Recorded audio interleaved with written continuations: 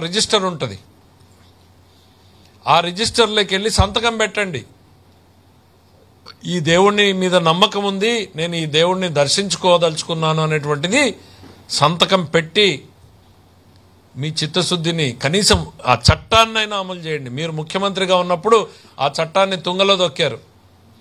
స్వామివారికి పట్టు వస్త్రాలు ఇవ్వాలి అని అంటే సతీ సమేతంగా వెళ్లాల్సిన మీరు ఒక్కరిగానే వెళ్ళారు. సంతకం పెట్టి వెళ్లాల్సిన మీరు ముఖ్యమంత్రిగా మీరే ధిక్కరించారు. పైగా మీరేం చెప్తారు, ముఖ్యమంత్రి కమిటీ మాత్రమే వేస్తాడు, అదొక స్వతంత్ర సంస్థ అని.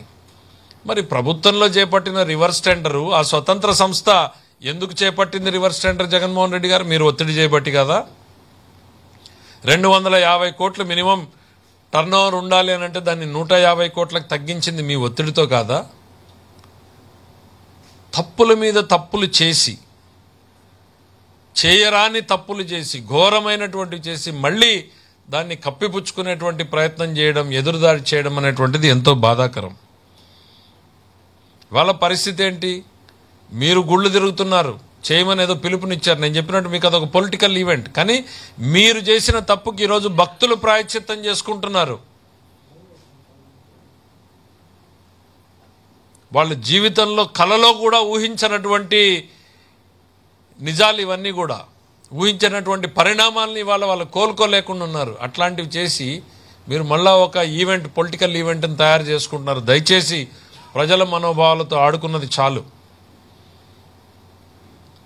ఇక ఈ రకమైనటువంటి ఆలోచనలు మీరు మారమంటున్నారు. నేను చెప్పాను, ఆయన మారలేదు, ఆయన ఆలోచనలు మారలేదు అనేటువంటిది. మన పెద్దలు చెప్పారు, చిత్తశుద్ధి లేని శివ పూజలేలా, ఆత్మశుద్ధి లేని ఆచారమేలా అని. ఇంకా 1000 ఎలకలు తిన్న పిల్లి కాశయాత్రకు పోయినట్టు ఇవన్నీ ఊరికే రాలేదు. బహుశా ఇవన్నీ వింటా ఉంటే ఇవన్నీ జరిగేవి, జరుగుతున్నవి, జరగబోయేటువంటివి చూసే మన పెద్దలు పెట్టారేమో అనిపిస్తుంది. మీ విషయంలో అది కరెక్ట్గా సూట్ అవుతున్నాయి రెండు కూడా.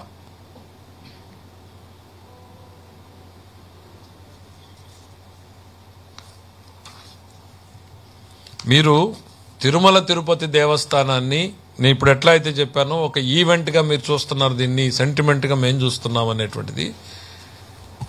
మీరు తిరుమల తిరుపతి దేవస్థానాన్ని ఒక పబ్లిక్ రిలేషన్ ఆఫీస్ లాగా చూసుకున్నారు.